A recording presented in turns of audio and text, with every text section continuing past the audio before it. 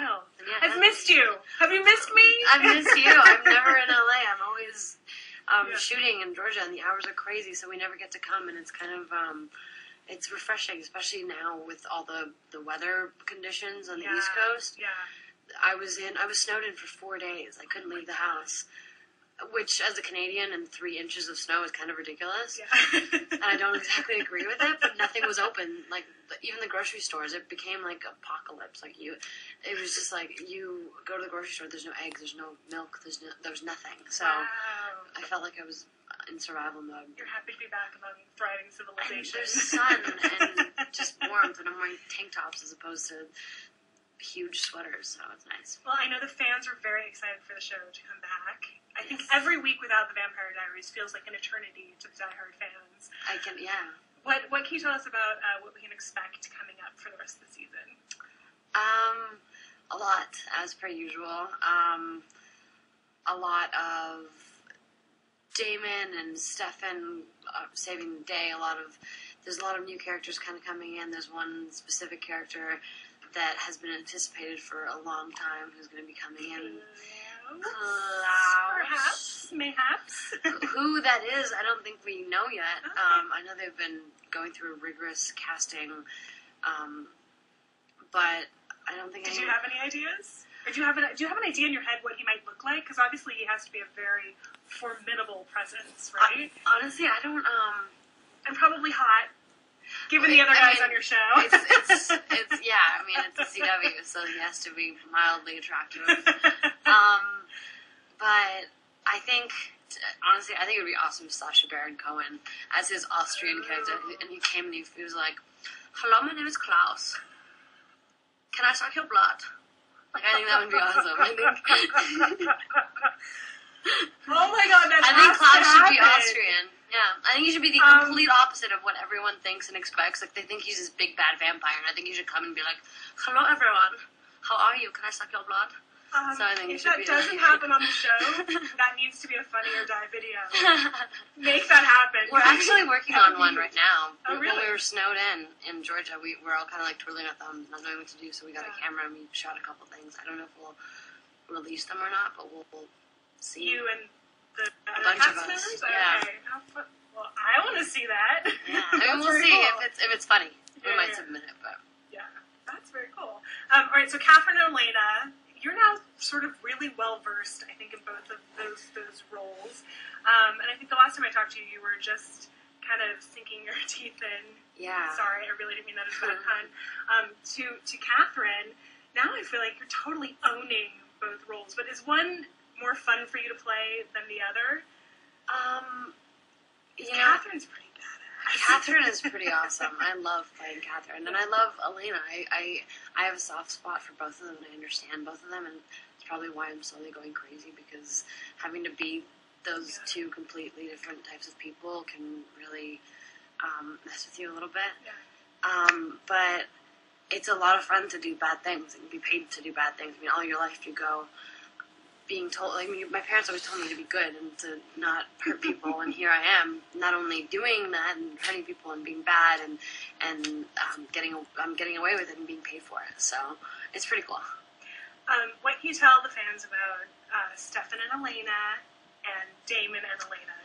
I think, without giving away too much, Stefan and Elena are working out some kinks, and Elena and Damon are still in the same place that they kind of always have been. They've been jumping around between friendship and more or less, or hatred, and it's just so up and down. It's like a roller coaster with Elena and Damon. Well, really with all of them.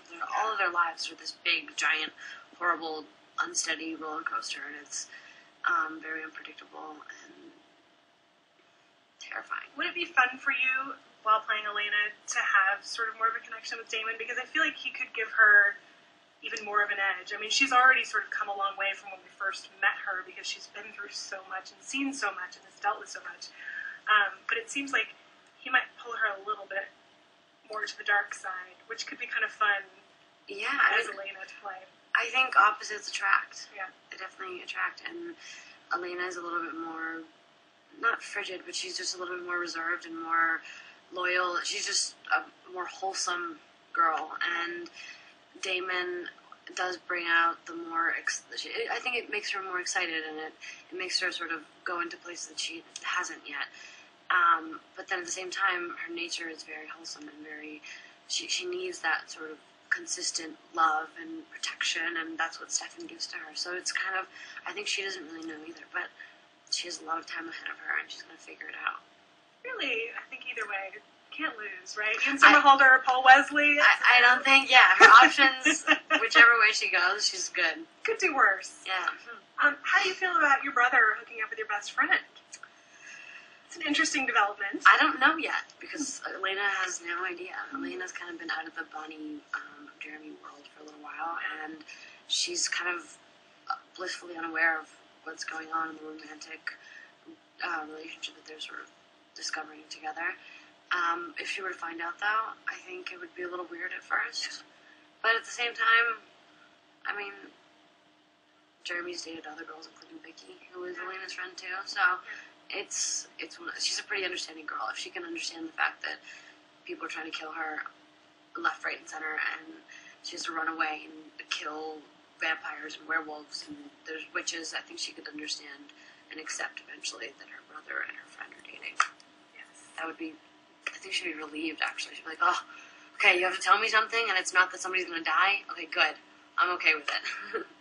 I wanted to ask you about the new show that Kevin Williamson is doing. I know it's not a spinoff, it's a totally separate thing, but I'm just curious your thoughts on, obviously Kevin and Julie are so talented, and your show is doing so well. It's such a huge hit from CW. It seems like only a natural thing that they would start doing a second show, but... How do you feel about that when you heard the news that they would be doing a second show? Are you concerned at all that they might have a little less time for your show? No, I think that our show has. I mean, there's no doubt that Kevin and Julie are the heart of the show, and they think of it, they create it, and they have a great supporting team as well. We can't forget about the fact that it's not just the two of them. There's a lot of people involved, and I don't think that. Kevin's going to be doing other projects, and I'm just like, we as actors, in our hiatus, we work on other films, but that doesn't mean that we don't love or are not as focused on the show that we're doing. So I think it's just going to be different, but I think the spin-off show is going to be great. If Kevin's writing it, it's obviously going to be great, and so I guess we'll kind of see. I'm excited. I don't really even know what it's about or anything. They've all been very tight-lipped about it. It's a big mystery, and it keeps people guessing and wondering, so I guess that's what they want. How much longer do you see your show going? Because I don't think the fans will ever let it go off the air. There might be rioting in the street whenever that happens. But in Georgia. Yeah. I don't know. A good 10 years, I'm thinking. That kind of thing I have nothing to do with. Yeah. Like, it's one of those things where as long as the fans live it and they want to watch it, I'm going to be there making it, and I'm going to be giving it 110% from now until the last day that I film, because I love both my characters and the show that I'm on, and it's just it's a wonderful, great thing. I've said this so many times, but it's truly so wonderful and refreshing to find not only one but two amazing characters, because it's so hard as an actress. A lot of the time, when you're first starting out, you'll have to do a lot of things that you might not necessarily be passionate about, or they aren't your ideal roles, but you have to kind of take what you get. And I am so lucky, and I love it. And now I'm going to keep doing things that I love. I think you can actually say you're working 200%. I guess so, yeah. For Catherine, 100% for Elena. but when you say that you're, like 110%, that's really 220%. Yeah, that's a lot. Mm-hmm.